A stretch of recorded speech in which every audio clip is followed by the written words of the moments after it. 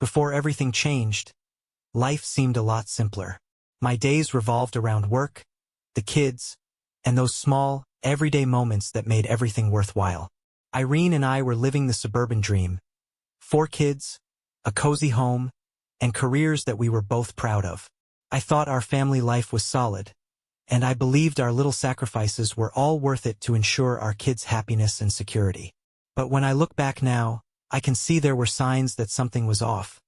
Small signs at first, easily overlooked as just the usual passage of time. Over the years, I started noticing Irene pulling away.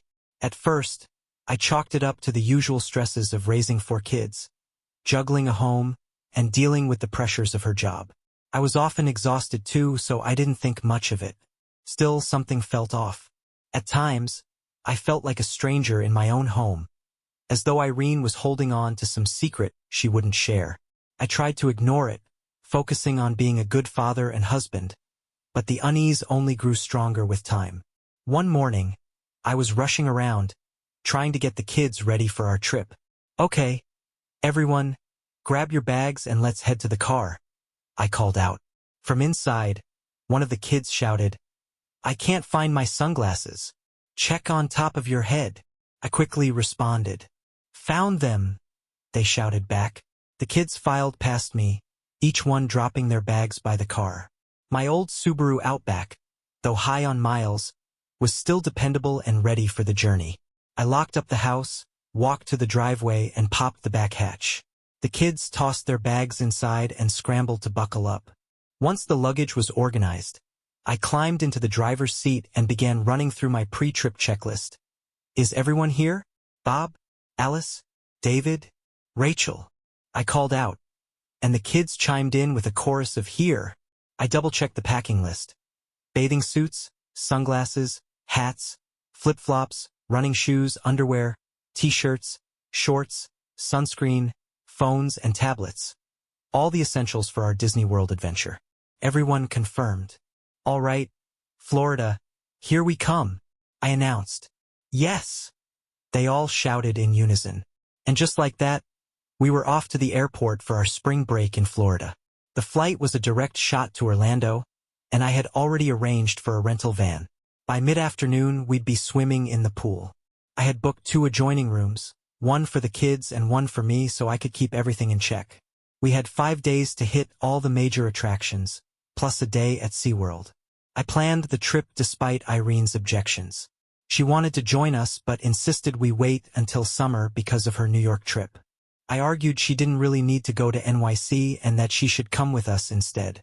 I lost that battle, but I stood my ground, taking the kids to Florida while Irene stuck to her plans and flew to New York. Disney is a well-oiled money-making machine. The park is massive, with hotels and resorts to accommodate every need. The kids were having an absolute blast, and my main job was to keep an eye on them and cover the bills. Especially for food. They eat like it's going out of style. I made sure to get at least 1 healthy meal a day, usually dinner, and I insisted on making sure they had some veggies, fruit, and milk in the morning, so I wasn't that dad letting them eat nothing but junk food. My routine was to get us back to the hotel by 4 p.m., so the kids could cool off in the pool before we cleaned up for dinner. Afterward, they could swim again if they wanted, but by 9 p.m., they were back in the room, ready for bed, teeth brushed, and it was quiet time until they drifted off to sleep. The fresh air and activity usually wore them out, so they were fast asleep by 9:30. Then I'd unwind with a beer, catch up on work emails, and make sure the kids called Irene every day. She always knew to be available to chat without distractions. I know what she's up to in New York, but she doesn't know that I know, and I intend to keep it that way. I know more about my wife than she realizes. I figured out she's been involved with other men for a long time, and I also know I'm not the biological father of our kids. There's a man who looks like me, but that's the reason the paternity issue has never come up. Our kids share my blood type, and yes, I had them tested. I'm not stupid. When I first met Irene, I was completely smitten. She's tall, blonde, stunningly beautiful, and smart. What's not to love? That infatuation turned into love, we got married, and soon enough, we had 4 kids. Life quickly became all about family. My time was consumed by the kids, Irene, the house, and work. Every so often, I'd do something for myself, but those moments were rare. I started waking up early 3 mornings a week to run 5 or 6 miles before the day even started. Being a father is the most important role I have. For kids rely on me for nearly everything. Irene does an incredible job as their mom, working just as hard as I do. She stayed home with the kids for the first few years, and when she went back to work, she transitioned smoothly. But it's her work that's become a problem. More on that later. There are a few things I know for sure, like the fact that Irene has been unfaithful almost our entire marriage. I didn't find out until about 3 years ago, and it was by accident. It hit me like a ton of bricks. A doctor told me that my blood type didn't match my son Alice's. After retesting, I discovered the truth. I was devastated. Now, let me tell you about Nora, the biological father of my children. In my opinion, Nora is a complete fool, but Irene is infatuated with him. He works for his dad, Catherine, who built a successful construction business. Catherine and his wife live a luxurious life, and Nora learned from his father that money can get you out of just about anything. Nora married Liam after she got pregnant, and their life seemed perfect, but Nora was never really content. I've always worked hard for my family, but after I learned the truth, I knew I needed to prepare myself in case Irene ever decided to leave me for Nora. Despite everything, Irene seemed happy with our life, content with our home, the kids, and her job. She never voiced any complaints to me. When I found out I wasn't the biological father, I went through a deep depression and started weighing my options. I even consulted a lawyer, but every choice had significant downsides. If I divorced Irene, she'd likely get custody, and I'd still be required to support the kids, even though they weren't biologically mine. The court wasn't concerned with fairness, only with making sure the kids were taken care of. My lawyer made it clear that walking away from my family would only hurt the kids, and that was something I couldn't bring myself to do. I love them and they see me as their dad. So I made a decision. I came up with a plan. In the short term, I decided to keep pretending everything was normal and not let on that I knew the truth. I figured it would take me 2 to 4 years to get everything lined up for my long-term plan. So what was this plan? Well, I started quietly funneling money into a separate account, making smart investments in stocks like Tesla, Amazon, and Apple. Over time, I built up a portfolio worth over $6 million, and it's still growing. This money serves as my safety net, and Irene has no idea about any of it. She's got her secrets, and now I've got mine. My plan was nearly complete. Just 1 more year to finalize everything. I wasn't out for revenge. After all, I had 4 kids to think about, and I didn't want them caught up in the mess. After our anniversary trip, I took the kids to the annual RV show. They were all so excited about the idea of traveling the country in an RV. And honestly, I started to think they had a good point. We came home with a pile of brochures, and the kids spread them out across the family room floor, comparing all the options. After some discussion, they all agreed that the Grand Design 5th-wheel trailer was the best choice for our family, with its bunk beds and 2 bathrooms. It was big enough for all of us. But I needed a truck to tow it, so I went out and found a new Ford F-250 crew cab, perfect for the job. After a quick trip to the bank, I walked out with 2 cashier's checks and bought the truck. It's red, my favorite color. Irene was more than a little upset when she saw it. "Jack, we were supposed to talk about big purchases like this," she said, her voice exasperated. "How much did you spend?" "Well," I replied, "the trailer was about $90,000, and the truck was $65,000, so the total was about $155,000. "Not bad," I added. Irene went pale and had to sit down. Inside, I couldn't help but feel a little amused. There are a few more things we need before we can hit the road, but the kids are beyond excited. You've all heard the phrase quid pro quo, meaning a fair exchange, right? In my case, since Irene had been in a long-term relationship with Nora, I figured I could do the same. But I hadn't yet. Mainly because I only recently discovered their affair, so I felt like I needed to catch up. I started by funneling money into investments, which paid off handsomely. Phase 1 of my long-term plan. Phase 2 was to start putting pressure on Irene's relationship with Nora. I needed her to start wondering if I knew what she was up to, The whole trailer and truck idea came from the kids wanting to travel, so I used it as a test to see if Irene would go along with it or resist. Buying them without consulting her was a subtle jab, but I felt like she deserved it. When I rolled into the driveway with the truck and trailer, the kids went wild. We set up the trailer, extended the slides, and the kids eagerly started organizing their bunks. They were so excited that they insisted on sleeping in the trailer that night, so I suggested to Irene that we should do the same to try it out. She agreed, but I knew it was partly because of the kids' excitement and the pressure from me. We'll see how things play out. The RV and truck were a huge hit. The kids had a blast all weekend, running around the park, riding bikes, hiking, swimming, and making new friends. We had campfires both nights, and they didn't want to come home. Couldn't blame them. But Irene, on the other hand, didn't seem all that impressed with camping, even though we were in a luxury trailer. She kept swatting at bugs and grumbling. I knew time was running out, and I had to deal with Irene's double life. She needed to choose between her longtime boyfriend and me. Sure, he's their biological father, but I'm the one who raised them, loves them, and has always been there for them. I'm the father who's taught them, comforted them, and read them bedtime stories. There's no way some other guy can just pop in once a week to sleep with their mother and then go back to his own family. No, it's time to move forward, have the conversation, and figure this out. A few months later, it was time to take the next step. The kids were ready, and so was I, though I wasn't sure how Irene would handle it. Her comfortable life was about to get shaken up, at least from my point of view. On Friday night, I came home to Irene in the kitchen, and the kids were scattered around the house and backyard.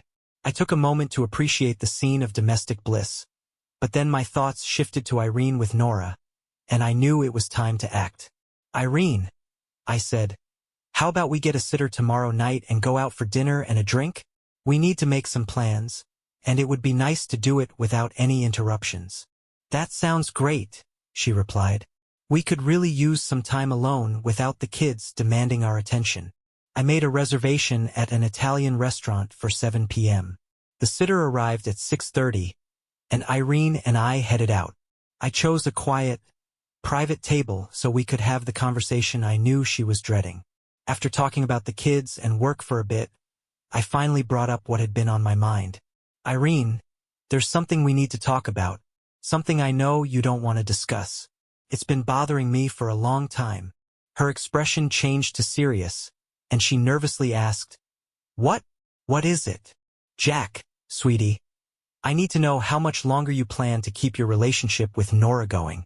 She was completely taken off guard, coughing and stammering to deny it, but I pressed on, asking, How much longer is this affair going to last? Another year? 5 years? Her reaction was unforgettable. She turned pale, her breathing became shallow, and I thought she might actually pass out. I called the waiter over, told him Irene was feeling unwell, and asked for the check and a barf bag. We left quickly, knowing it was probably the last time we'd ever be there. In the car, Irene didn't say a word until she suddenly erupted, vomiting all over the parking lot, hitting both her shoes and mine. The drive home was silent. Once we were back, she headed straight to the bedroom to clean up, while I reassured the kids that she wasn't feeling well. Later, I found her sitting on the bathroom floor, a mess. I helped her undress and get into the shower, then took her clothes and shoes to the laundry. I knew the shoes were beyond saving.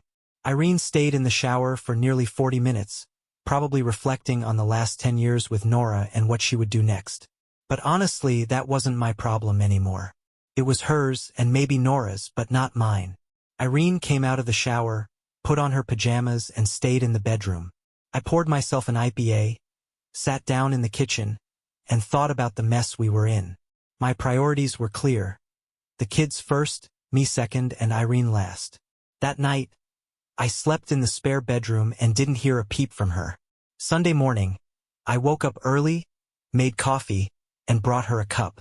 She was curled up in bed, looking drained. Morning. I brought you some coffee, I said, handing her the cup. She sat up slowly, and I reminded her that the kids would be up soon and that we had things to do. I told her I'd get breakfast started and left her to get ready. When I returned, Irene was gone. The day went on as usual, with me taking the kids to their activities, but Irene was unusually quiet, hardly speaking to me or the kids. She looked like she'd just gotten some terrible news, and I couldn't help but wonder how she would handle what was coming next. After the kids went to bed, I expected Irene to talk, but she just went to the bedroom and shut the door. I heard her talking quietly on the phone, probably to Nora. They were busted, and I knew Nora was probably freaking out, worried I'd expose him. But he probably felt safe, thinking his money could bail him out of anything. I poured myself a beer and brought Irene a glass of wine. "So, when are we going to talk?" I asked, handing her the wine. "I don't know what to say," she replied, her voice shaking. "Let's start at the beginning," I said. "I know you've been involved with Nora for longer than we've been married. I feel like I've been living a lie, like you've been deceiving me this entire time." I took a slow sip of my beer, trying to process everything. "I think about all we've shared, the kids, the years we've spent together, and I just can't understand why you couldn't be honest with me. If you didn't want me to be their father, why go through all this deception?" "You're a good man, Jack," Irene said, her voice trembling. "A good husband, a great father." "Yes, I am," I replied. "But I'm not their biological father." Irene looked at me, tears welling up in her eyes.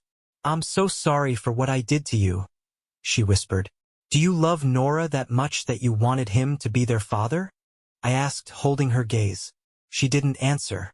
The silence stretched on, heavy and uncomfortable.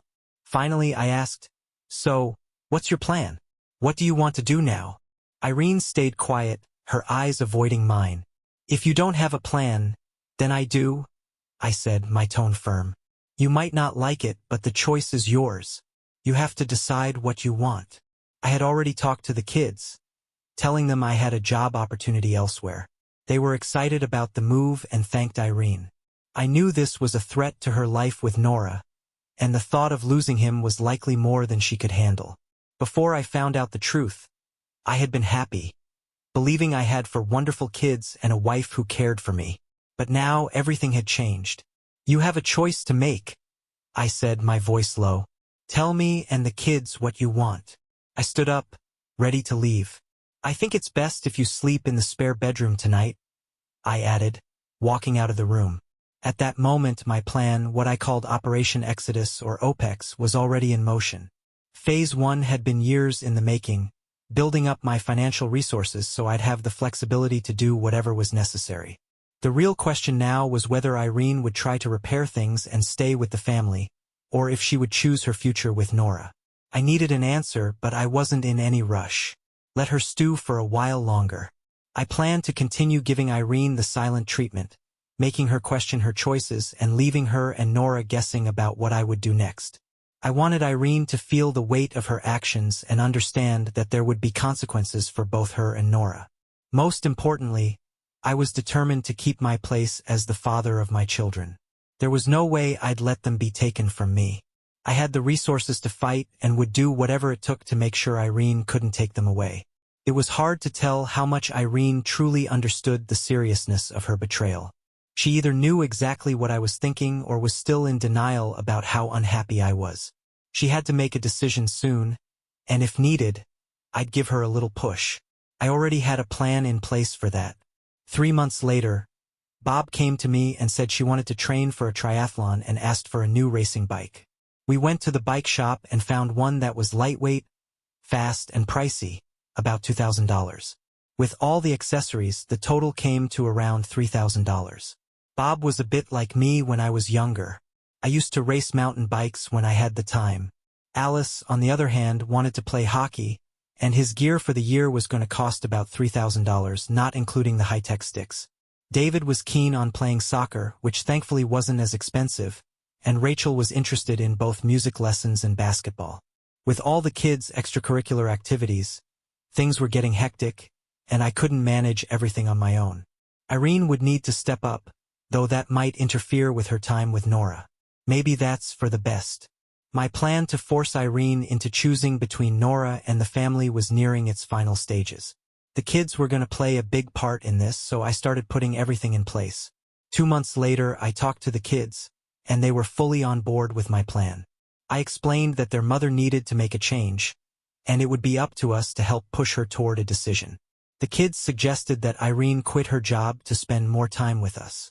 I assured them that we had enough money and that it would be best for her to be at home. With summer approaching, I quietly loaded up the camper, including Bob's new bike, and began preparing for our trip.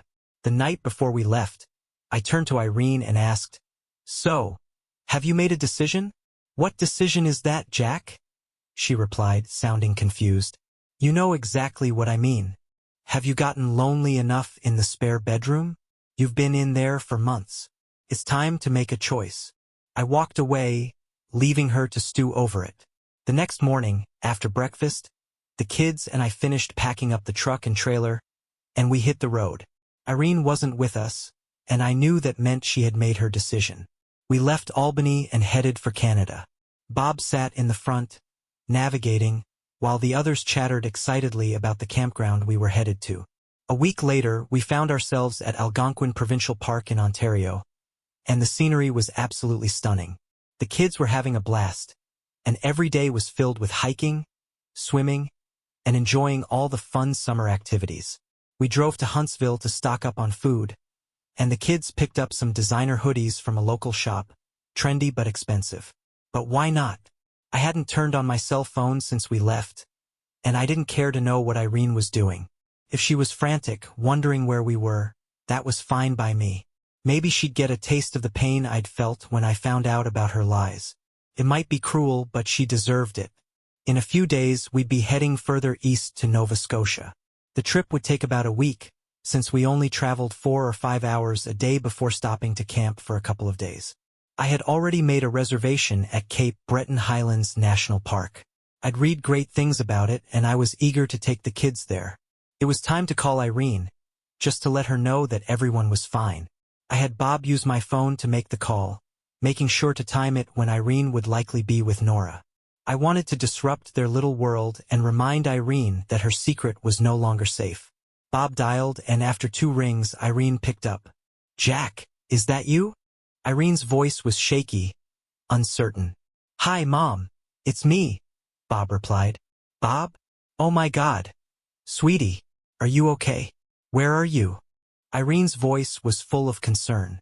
"We're great, Mom," Bob reassured her. "We're having an awesome time. Alice skinned his knee climbing a mountain. Rachel got stung by a bee, and Dad carried David when she twisted her ankle." There was a long pause on the other end. "Mom, are you still there?" Bob asked. "Yes, I'm here," Irene answered, her voice distant. "Do you want to talk to Alice, David, or Rachel?" Bob asked. "Yes, please put them on," Irene said, her voice growing more frantic. The kids took turns telling Irene about our adventures, and eventually, Rachel handed the phone over to me. I took a deep breath before speaking. "So, Irene, how are you?" I asked, keeping my voice steady. "Why did you take the kids away?" Irene's voice was pleading. "Please come home. Please bring my children back." "Irene," I said, my tone cold. "I loved you enough to sacrifice everything for you. But now, I don't think you care enough to even give up your lover. You're with Nora. If you won't let him go for us, what do you expect from me? Think about that. I'll call in a couple of weeks, and we can talk about what it means to be a family. Until then, reflect on what you've done and think about how you can make things right." I hung up without waiting for her response and switched off the phone. We had dinner and a bonfire, roasting marshmallows until the kids went to bed. I sat alone by the dying fire, drinking a beer, wondering if I was doing the right thing. My lawyer was ready to file for divorce and pursue full custody, with enough evidence of Irene's affair to sway any judge. If Irene tried to challenge me with DNA tests, we'd counter with evidence of her long-standing deception and her unfitness as a mother. Could get ugly fast, but I was prepared. I just hoped Irene would choose her family over Nora, though I wasn't sure she would. I went to bed still unsure how all of this would end. Part 2 of my plan was to let Irene experience life without me and the kids. I knew the past few weeks had been tough on her, but eventually, we'd need a permanent solution. My lawyer had warned that Irene might try to get a court order to force us to come back, so we agreed to let things unfold a bit longer. However, before it reached the point of legal action, I checked in with Ken to discuss Irene's options. So far, all she'd done was stay home, waiting for our return. I had an investigator keeping tabs on her, and Ken sent me weekly updates on Irene's movements, including how often she and Nora were still meeting. Their relationship had cooled, but I knew that if I went back now, Irene would think she'd won, and she'd try to pick up right where they left off. That wasn't going to happen. As summer began to wind down, I could see that the kids were eager to return home and prepare for the new school year. They had so many stories from our travels that they couldn't wait to share with their friends. It wouldn't be fair to keep them away any longer. Sitting around the campfire, we began to plan our trip back. We were still in Canada, enjoying the last stretch of our adventure, but it would take about a week to get home. As we drove through New England, I found myself thinking about all the things I wanted to say to Irene. I knew she'd be angry about us being gone all summer, but frankly, that was too bad. I needed her to reflect on how much damage she and Nora had done to our family. This was just a little payback, though it didn't feel like nearly enough. We pulled into the driveway early in the afternoon, and the kids were practically bursting with excitement as they rushed into the house to check their rooms. Irene's car wasn't there, which I figured was probably for the best. I unhooked the trailer, gave it a quick cleaning, and took a shower. When I opened the fridge, it was nearly empty, so I sent the kids to grab food from the trailer. While we were eating, I heard the sound of a car pulling into the driveway. Irene called for the kids, and they ran out to greet her. She dropped to her knees in the driveway, hugging them tightly with tears streaming down her face. The kids helped her up and walked her into the house. "Where's your dad?" she asked. "He's in the kitchen. We made supper," Bob answered. I saw Irene looking for me as she came inside, but I stayed put for a moment before quietly heading upstairs to get ready. Ready for what? The next part of my plan. I didn't tell anyone where I was going or why. I drove to a hotel in the city, checked in, and booked a room for 2 weeks. I needed time to find a more permanent place and start dealing with the divorce. I also had to return to work, though I realized that I'd probably have to quit soon, even though I liked the job. After unpacking and setting up my laptop, I went out to pick up some of my favorite IPA beers, returned to my room, put my feet up, and reflected on all the memories of summer with the kids. I wasn't sure what to do with the truck and trailer just yet, so I decided to leave them at the house for the time being and figure out storage later. The next morning, I showed up at the office, half expecting that they might have replaced me. But instead, I was greeted with plenty of hellos and welcome backs. Felt like I hadn't been gone for 2 months. My boss came by, looking envious, almost like he wished he could have had a 2-month break. I mentioned that I'd been thinking about making a big change during my time off. Naturally, he wanted details, so I floated the idea of working as an independent subcontractor for the company, handling project work. We agreed to discuss the specifics next week, but I knew that if things went south, I could always quit and start fresh somewhere else. Throughout the summer, I funded our travels with money from my secret accounts, making sure not to touch our family accounts or credit cards so Irene couldn't track our expenses. My meeting with Ken had gone well, and the divorce paperwork was nearly ready. I knew that no court would grant me custody, since I wasn't the biological father, and I expected to pay child support for a while. I'd come to terms with the fact that I might not see the kids much in the future. I wasn't 40 yet, so I figured there was still time to start over, maybe even have a new family. I told Ken to serve the divorce papers to Irene at home to spare her any public embarrassment, and that's exactly what happened. Ken called to inform me that Irene's lawyer wanted me to meet with her before she'd agree to sign anything. Damn. I'd been hoping to avoid another conversation where Irene professes her love but refuses to let go of Nora. Ken suggested that meeting with her might speed things up, so I reluctantly agreed. That night, I called Irene and arranged to meet after the kids were in bed. When I arrived around 9 p.m., the house was fully lit, and I could tell the kids were still awake. As soon as I rang the doorbell, Alice opened the door with a huge smile. "Dad, you're home. Guys, Dad's home. Come down here." He jumped into my arms, and it felt amazing to hold him. The other kids came running, throwing themselves at me, and I couldn't hold back my tears. These were incredible kids, despite everything. Irene stood aside as I talked to them in the kitchen. After a few minutes, I sent them off to bed, telling them, "You've got school tomorrow." Once they were gone, I sat down at the table.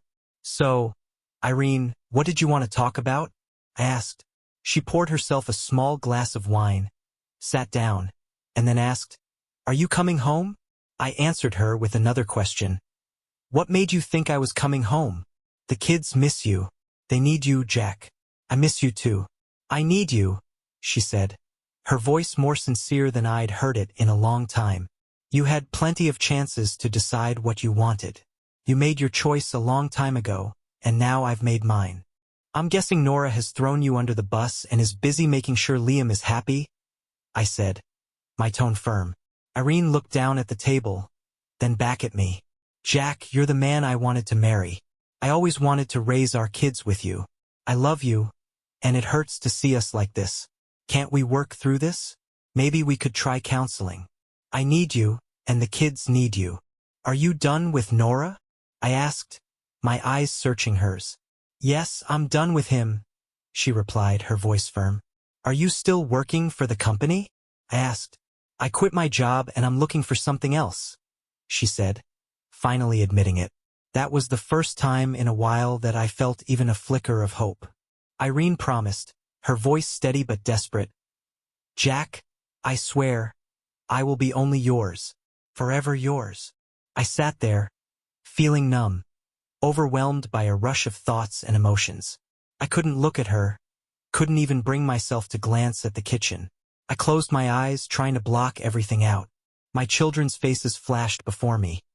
Their smiles, their laughter. And I remembered a time when Irene had promised me the world. Could I really walk away from that? How had everything gone so wrong?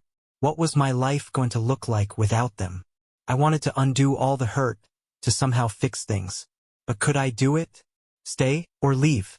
Deep down, I knew she was lying. Everything she said felt like empty promises. She'd chosen Nora over me for years, and even though things might seem different now, I didn't believe it would last.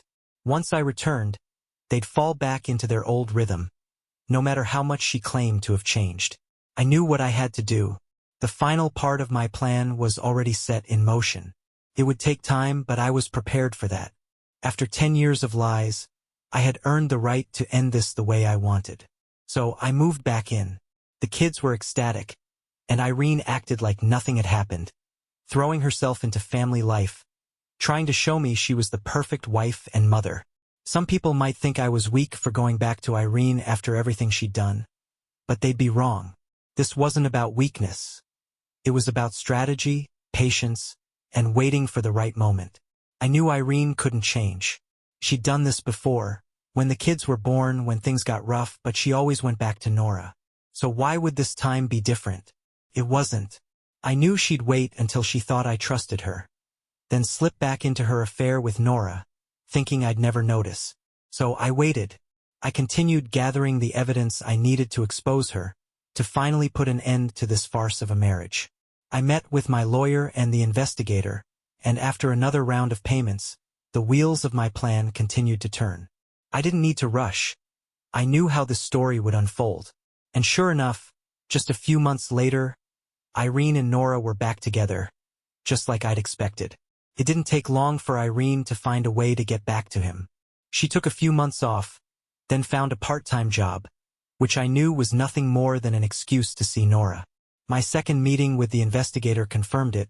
He was still using his secret hideaway, and Irene was spending time there a couple of afternoons a week. It was almost laughable. When I came home from work, Irene's overly cheerful attitude made it clear she was covering for her guilt. But I didn't react. I just kept watching, waiting for the right time to set my plan into motion. I made sure to spend as much time with the kids as I could, making her feel like everything was fine, like she had one. On the days when I knew she was with Nora, I played the doting husband. I took her out to dinner, did family activities, bought her flowers, and complimented her on her parenting. I wanted to lull her into a false sense of security. I wanted her to think that she'd won, that everything was back to normal. But I was playing a long game. I wanted Irene to realize what she had thrown away, what she could have had. I wanted her to look back at the summer we spent in Canada as a reminder of what could have been. If she wanted Nora, she could have him, but it wouldn't matter anymore. I reminded myself to stay patient, to wait, and when the time was right, I'd act. By June, with the school year almost over, everything was in place. The divorce papers were ready, and I had set a date for the server to deliver them to Irene's house. I told Irene and the kids we'd be leaving the day after school finished. The trailer was packed, the kids were excited, and everything was set. All I had to do now was wait for Irene to leave for her shopping trip, and the rest would fall into place. D-Day arrived. Irene left for shopping at around 8:30 a.m., planning to be gone for about 3 hours. Perfect timing. By 9 o'clock, the kids and I were already loading up the truck and heading out. This time we were heading for parts unknown, at least unknown to Irene. As we drove off, my burner phone buzzed on my desk. It was the one Irene usually texts me on. I keep it on silent, but I heard it vibrating, so I checked the message. I need to see you. Meet me at the apartment in an hour. This wasn't part of the plan. I hadn't expected to meet her now. Her husband was away, and I'd assumed we were in the clear for a while. But here she was reaching out. I didn't waste time. I grabbed a beer, headed over to the apartment, and waited. A few minutes later, Irene stormed in, looking upset, holding a large brown envelope. She tossed it onto the table. "Nora did it," she said, her voice shaking. "He took the kids this morning. I got served this." She pointed to the envelope. "What do I do?" She sank into a chair, buried her face in her hands, then grabbed a glass of wine and took a large gulp. When she looked up at me, I saw something in her eyes, fear. A kind of fear I'd never seen before. Usually it was just lust, but now it was different. I opened the envelope and sifted through the papers. Divorce papers. I quickly skimmed them. There were photos attached and a note saying these were just a small sample of what could be used in the divorce proceedings. Irene handed me another envelope with her name on it. "Read this," she said. I read it quickly. Oh crap. I scanned through the divorce papers again, found the signature page and handed her a pen. "Sign now," I said, my voice steady but firm. She hesitated, trying to speak, but the words wouldn't come. "You need to sign this now," I urged. "Jack's going to make our lives a living hell if Liam finds out. And your kids, don't forget, they're yours too." I nodded quietly. "Yes, they are." I took a long drink of my beer, realizing this was the only way out. Sign the papers. "If Liam finds out about this," I continued, "it'll ruin my life. Her family's connections will destroy everything we've built, our business, everything. This is a disaster waiting to happen. We need to salvage whatever we can." I handed her the pen. "Jack's already won. It's time to move on." I was losing interest in Irene quickly. I had enjoyed having her at my disposal. Getting her pregnant had been exciting, but now she was just a liability. I had to make sure things didn't go any further. Irene looked drained, but she grabbed the pen, signed all 4 spots, and collapsed back into the chair. On the road again. Cliché, sure, but there it was. The kids were excited as we headed west. We left Albany quietly. That first day we drove west, putting some distance between us and the city. I'd reserved a spot at an RV park, and we arrived just before dinner. Everyone was exhausted, so I quickly hooked up the camper, settled us in, and made dinner. That night, we sat by a campfire, roasted marshmallows, and talked. The kids had tons of questions about where we were headed and what our next steps would be. They deserved answers. "I know you're curious about what comes next. There's going to be adventure, hiking, bugs, and probably a few cuts and scrapes," I said, looking at David and Rachel, who giggled, remembering our time in Ontario. I had shared bits of the plan with Bob, since she's the oldest, but now it was time for everyone to know. "Do you guys like horses?" I asked. The kids' eyes lit up.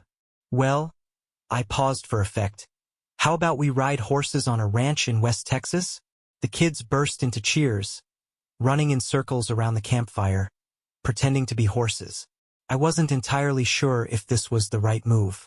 Moving here to a ranch in the middle of nowhere would be a huge adjustment for all of us.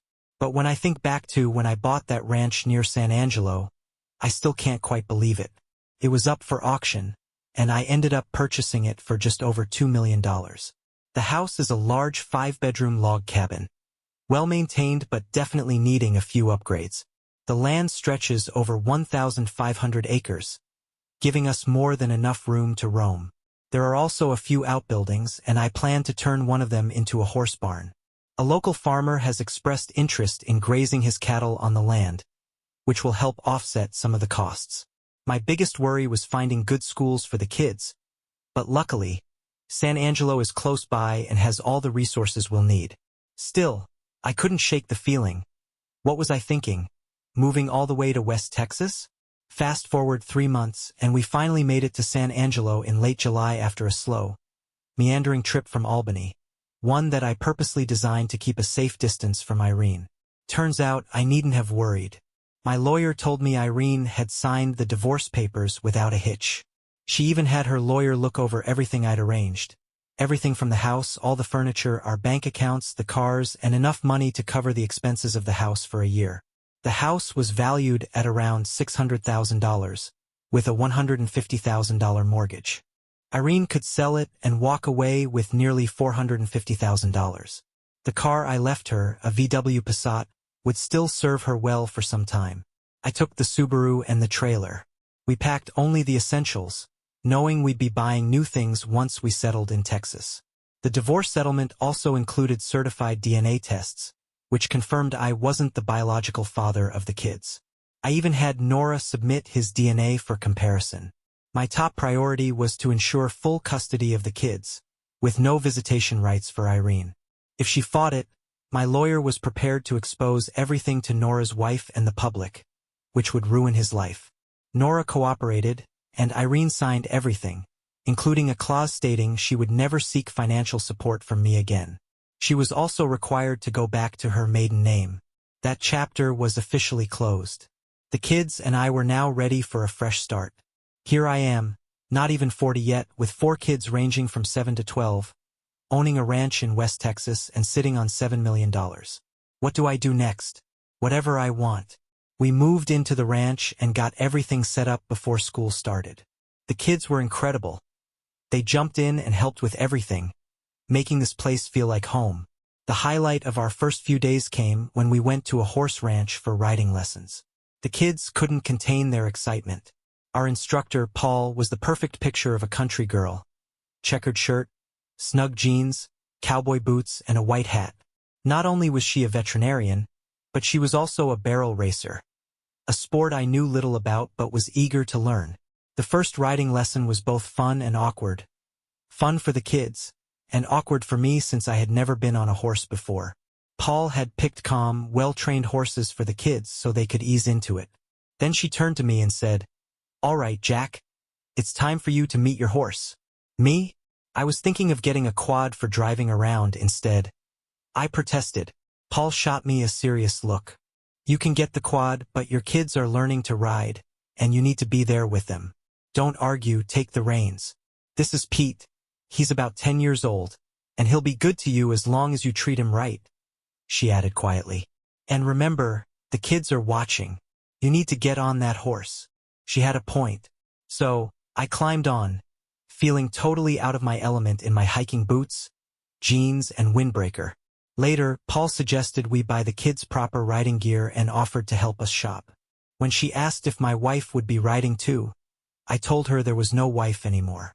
She nodded, obviously filing that information away for later. "Grab your stuff, kids. Let's get going," I called out as they scrambled to get ready for school.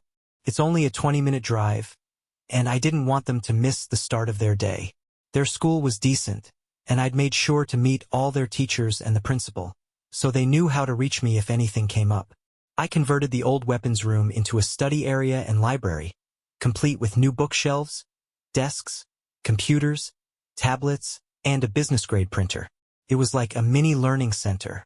The kids didn't give me any trouble when it came to homework, and I was always around to help if needed.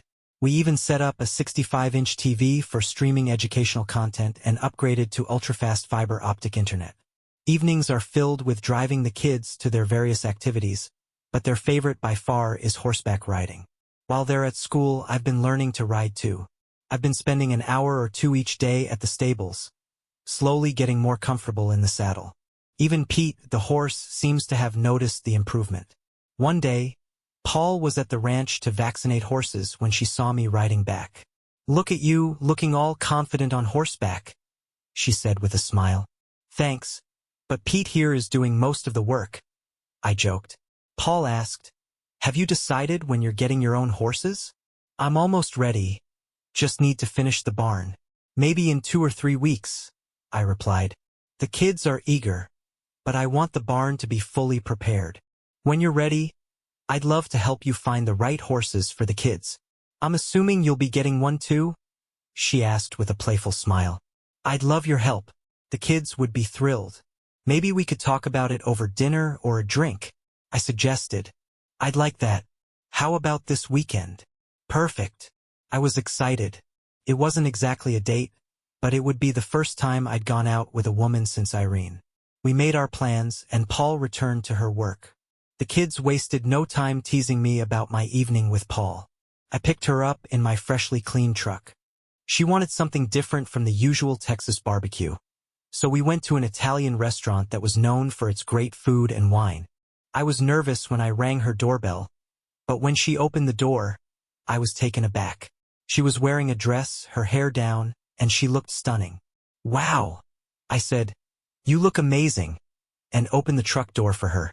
"My mom taught me good manners," she smiled, and we drove off. After a bit of initial awkwardness, we got drinks and started talking. We talked, ate, and talked some more. I stuck to one drink since I was driving, but Paul had a little more, still keeping her composure. At the end of the night, I got a kiss on the cheek and a thanks for a lovely evening. When I got home, I paid the neighbor for watching the kids and was immediately greeted by 4 eager kids asking for every detail about my evening with Paul. The barn should be ready early next week, so next weekend, we'd head out with Paul to look at horses. Jack and the kids must have started their day early because they picked me up around 7:30 a.m. Jack had a new Suburban that could seat 8, and while the kids wanted me to sit with them, Jack insisted I take the front passenger seat. I had arranged a visit to a ranch south of town, known for selling young horses every year as part of their breeding operation. The drive was short, about 30 minutes, with the kids buzzing with excitement, discussing what they wanted in a horse. My job was to help them choose horses they could handle, nothing too wild or too tall. We spent the day looking at, talking about, and riding horses. By the end of the day, we selected 5 that were well-suited to the kids' riding preferences. To celebrate, they invited me to their ranch for a barbecue and a tour of the new horse barn. The kids proudly showed me around, and I was impressed by the upgrades Jack had made. The barn had new walls, a new roof, solar power, a backup generator, a tack room, a wash stall, and plenty of hay storage. The LED lighting was on timers, and each stall had its own water faucet. This was a top-of-the-line barn. After the barn tour, the kids led me to the house, which was more like a mansion than a cabin. 5 bedrooms, 6 bathrooms, a giant library, and 4 fireplaces. Jack modestly said, "Needs a bit of work." The barbecue was delicious, and the kids kept me entertained with their jokes and games. After they went to bed, I took Jack's hand and asked him to show me the master bedroom. We brought glasses of wine, and once the door was closed and the lights dimmed, I kicked off my boots and jeans. Jack stood back, taking in the view before slowly unbuttoning his shirt. What happened next was beyond anything I could have imagined. I was on cloud 9 after spending time with Paul. She's incredible, hands down the best experience I've had. I gave her everything I had, despite it being months since I'd been with anyone. Let's face it, sex with Irene had become more about getting back at her after finding out about Nora, and it lacked any real connection. But this was completely different. It was electric, full of passion. Paul is truly amazing. I'm not sure yet whether this is just about fulfilling basic needs or if it's something deeper, but I could easily fall for her. She's smart, talented, beautiful, and resourceful. What's not to admire? Afterward, we showered, made some food, cracked open a beer, and then, yes, we went back to bed for round 2. And yes, I'm grinning as I write that. The next morning, the kids were a little surprised to see Paul in the kitchen with me. Bob gave me a look that seemed to say, "What's going on, Dad?" But the younger ones jumped right into talking about horses and discussing plans for when we bring them to the ranch. Renovations on the house are progressing well. We're updating the kitchen and bathrooms, plus we're adding eco-friendly systems to boost the house's energy efficiency and minimize its environmental impact. We've installed solar panels, a wind generator, and a geothermal heating and cooling system. The well was deepened and expanded, with a new water storage tank for added capacity and fire safety. We had to replace the septic system and upgraded the backup generator to integrate with these new systems for uninterrupted power. I've been investing heavily into the house, almost as quickly as I'm earning it. That means I've been keeping a close eye on the stock market, which thankfully has been favorable. Despite all the spending, my finances remain solid, thanks in part to tax breaks and incentives for installing solar. I'm also setting aside some of the profits in safe, fixed-interest accounts just in case the market takes a downturn. If things go sideways, we could always sell off some land and still cover our costs. So, what's going on with Paul? Well, I'll let her tell that story herself. Since I've gotten to know John and the kids, I've seen just how close-knit they are as a family. John is an incredible father, and the kids are fantastic. They work together seamlessly, and I've never heard them complain. John and I have had some deep talks about his past with Irene. He opened up about her affair with her old boyfriend, which lasted throughout their marriage and continued until just last summer. John also shared how he left her, taking the kids in his fifth-wheel trailer, and ended up here in San Angelo. It's quite a journey. John also told me that Irene's boyfriend is actually the biological father of the kids, but despite that, he's determined to keep them. Irene must be out of her mind to cheat on John.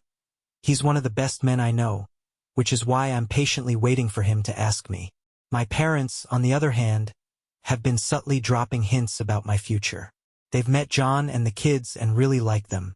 My mom absolutely adores the kids, treating them like her own when we visited. My dad, meanwhile, has grilled John with a million questions over beers a few times. And my mom? She's pretty much asking outright when John and I are getting married. Tonight is the night I'll change my life, and the kids' lives, forever. I've decided I'm going to ask Paul to marry me. It's warm outside, and I wanted everything to be just right. So I invited Paul's parents over for a barbecue to celebrate the new pool. I told the kids about my plan, but I also reminded them not to assume Paul would say yes. Marrying into a family of 5 is a big leap for anyone. Even though Paul has spent several days with us, living with 4 kids full-time will be a major adjustment for her. I'm nervous. I've been down this road before, and we all know how that turned out. Some might think I'm being naive, but I truly believed Irene and I were a team. Had I known the truth, my life might have been different. But here I am now, a man in his 30s with 4 kids on a ranch in West Texas, about to propose to a beautiful 32-year-old woman. It's time. The kids helped set up the patio, brought out a cooler and glasses, and played a special playlist. I hid the ring box in a flower pot. I took Paul's hand and led her to a chair in the center of the semicircle, with everyone else standing behind her. I began, "You're probably wondering what's going on." Paul smiled and nodded. I continued, "Since the day I met you, I've fallen more and more in love with you every single day." Then, I pulled out the ring box, knelt in front of her, and asked, "Paul, will you marry me?" She looked at me with a grin and said, "I was wondering when you'd ask, Jack." "Yes, I'd love to marry you." I slipped the ring on her finger, and we kissed as the kids and her parents cheered. Just as they were about to rush over to join us, Paul held up her hand and said, "Wait, I've got something for you." She pulled out a small white plastic item from her pocket and handed it to me. I knew instantly what it was.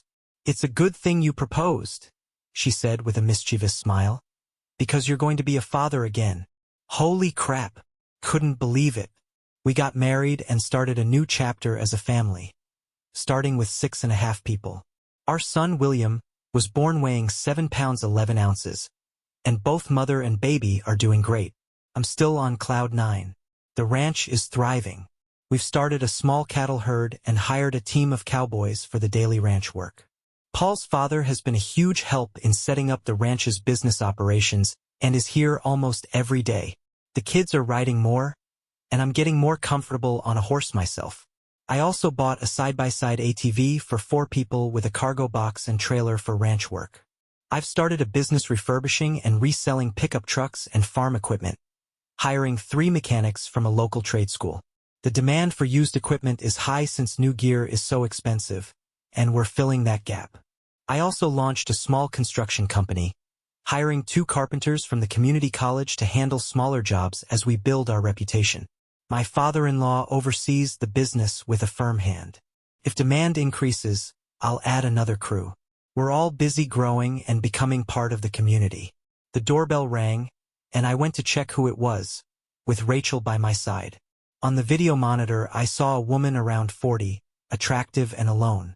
Rachel tugged at my arm. "Oh, Mom, that's the woman who used to be my mother. I don't want to see her," she said, quickly leaving the foyer and heading for her room. It was Irene. I took a moment to steady myself before opening the door. She glanced at me quickly. "Can I help you?" I asked. "Yes, I'm looking for Jack. I heard he might live here." "Yes, he does. I'm his wife, Paul." "What do you want with my husband?" She hesitated before speaking again. "I was hoping to talk to him and see my children." "You're Irene, aren't you? John's in town and the kids are at school. Leave your phone number, and he might call you when he's back." "Maybe I can wait for him." "That's probably not a good idea. John's told me about you, and I'm confident the kids don't want to see you. You ruined that relationship long ago. I doubt John will want to talk to you either. He's worked hard to move on and be the great father that he is. It's best if you just go home." As we spoke, I kept a watchful eye on her face and hands. This was Texas, after all, and in Texas, it's common for people to have a weapon nearby just in case. I wasn't sure if Irene was breaking down or if she was here seeking some kind of revenge, but her hands would be my first signal. If she reached for something, I'd shut the door, lock it, and grab my own weapon. Our front door was solid, thick, reinforced with a metal plate strong enough to stop a bullet or rifle blast. The original owner had installed it for his family's protection. We also had an alarm system with a panic button that would immediately notify the sheriff. Growing up here, I learned to shoot from a young age. My father, a National Guard veteran who had served in Iraq, taught me and my brothers how to shoot with precision. Protecting my family has always been my top priority. We keep 2 weapons in the house, locked away but easily accessible if necessary. I wasn't concerned about Irene, though. Irene stood there for a moment, her composure breaking, before she began to cry. "I really need to talk to him," she said, her voice cracking. "I want to apologize for all the pain I caused him and the kids." Ist der Herr unblinking? "What makes you think he even wants to see you?" "Maybe he doesn't," she replied, wiping her eyes.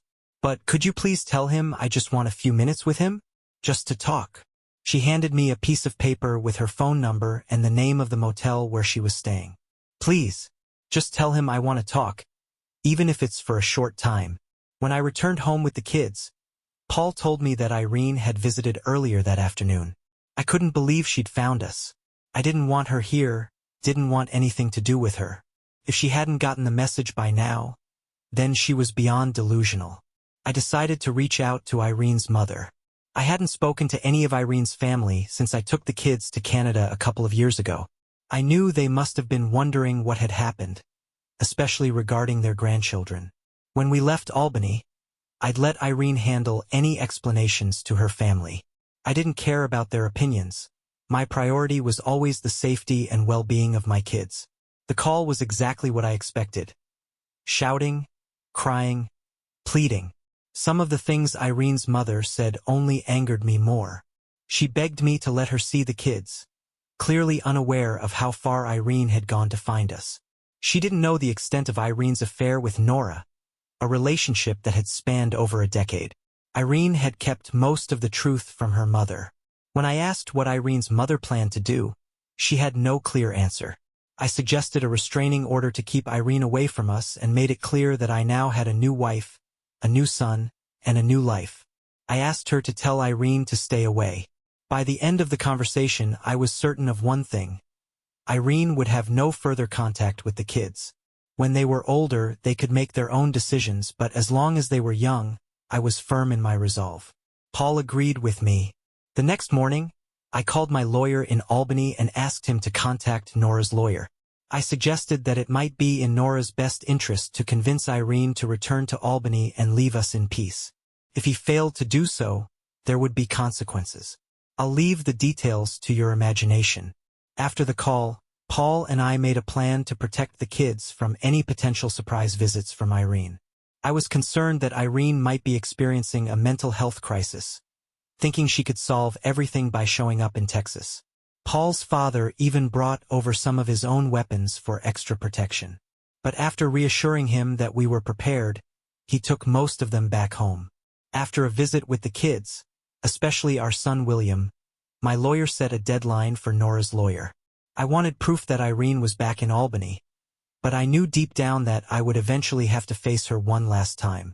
The very next evening, right around dinner time, the doorbell rang. Paul was right behind me, telling me that the kids were in the library with the door closed, so they couldn't hear what was going on. I took a deep breath before opening the door. "Hello, Irene." She glanced at me, then at Paul. "May I come in?" I raised my hand to stop her. "If you came here hoping we'd return to Albany, you've wasted your time. We're not going back. The kids and I have a new life here. And as you can see, Paul and I are married, and we have our own family now. I just want to see my children," she pleaded, her voice soft. "Vengeance means different things to different people," I said, my tone even. For me, it was about taking the kids and leaving, getting away from the years of lies and deceit. Moving to Texas was my way of escaping the humiliation of staying in a marriage built on deception. I couldn't abandon my kids, who saw me as their father and protector. Everything I did had to include them. I thought back to our time in Canada and realized that, when we returned, I had to act. Irene was standing on my porch, asking to see the kids. Despite the custody agreement, despite everything, why now? What had changed? Was it regret, or the realization that she no longer had a place in their lives? If so, that was her problem, not mine. I knew Bob and Alice understood what happened. David and Rachel knew how she had chosen Nora over us. Was she still with him? Irene lowered her gaze. "Nora and I are done." "And how does that change anything here?" I asked. "I just want to see my kids," she repeated. I took a moment to think it over. "I need to talk to the kids. It's not happening right now. Go back to your motel, and I'll call you." I needed time to process everything. Was this a breakdown? A desperate last-ditch effort to fix what she'd broken? Or was someone pushing her into this? Either way, I wasn't going to let her hurt my family again. She nodded, gave me her motel's name and her phone number, and walked back to her car, my old Subaru. She paused before getting in, casting a final glance at the house, then slowly drove off. I closed the door, and Paul and I turned around. Bob was standing behind us. "What did she want?" Bob asked. That night at dinner, I brought up their mother. The kids stopped eating and looked at me. I told them Irene had asked to see them and asked if they wanted to see her. After a long discussion, we took a vote. I wasn't surprised when they all said no. I knew what I had to do next. I called Nora. He was shocked to hear from me, given everything that had happened. I had to repeat myself a few times before he understood. "Nora," I said firmly, "your girlfriend showed up on my porch, violating our agreement. Get her out of Texas now." "But what makes you think I can tell her what to do?" he asked. "Wake up, Nora," I said, my patience thinning. "If you don't get her out of here, I'll consider this a violation of our agreement, and your wife, remember her, will receive a package of information delivered by courier. Do you like your comfortable life in Albany?" There was silence on the other end of the line. "Well, do you?" I repeated. "I don't know what you're talking about," Nora muttered. "Grow up, Nora," I said, my voice firm. "I'll ruin your life, your business, everything you've worked for. You'll regret ever getting tangled up with her. You've got 24 hours to get her out of Texas." The line fell silent. Do you understand? I pressed. His voice was quiet when he finally spoke. I understand. I gave him the details of Irene's motel, then hung up. That night, Paul's parents came over, and we decided it would be safer if Paul and the kids stayed with them until everything settled. We didn't explain much to the kids, just that Grandma and Grandpa had invited them for a visit. Once Paul and the kids left, I waited to see how things would play out. To my surprise, not much happened. Irene didn't show up again. When I visited the motel the next day, the manager told me there had been some commotion involving a woman from the East. She'd been with a lawyer and another man, but they all left shortly after. Around midnight, my lawyer called to inform me that Nora's lawyer had confirmed Irene was on her way back to Albany. Nora assured him she wouldn't be bothering us anymore. Later, I learned that Nora had hired a local lawyer and investigator to track Irene down, then flew to Texas himself to convince her to go back to Albany. That was the last time I saw her. The next morning, Paul and the kids returned home, and life started to return to normal. Hurry up. Hold on tight to that horse, I shouted to Bob as she practiced barrel racing with her pony in the ring. Hard right. She was still learning, as was the horse, but both were making great strides. It would take time before she was ready for a big competition, but she was improving every day. Now hard left. Ride fast to the finish line, I cheered. Not bad for a beginner, I said, proud of her progress. The kids are growing up so fast, and they're getting busier every year. Jack even got William a pony, and he takes him for rides around the ranch. The horse is gentle and patient, knowing it has a small toddler rider. Will may be young, but I can already tell he's going to love riding when he gets older. As for me, I'm not riding at the moment because I'm pregnant again. I still do some vet work, but as my due date approaches, I'm winding down on that front. Between the kids, the ranch, and our growing businesses, Jack works long hours. But every night, when we go to bed, he gives me a foot and back massage and we make love. Sleeping without clothes seems to encourage that sort of intimacy. Sorry, I need to go pee again. These twins are always pressing on my bladder.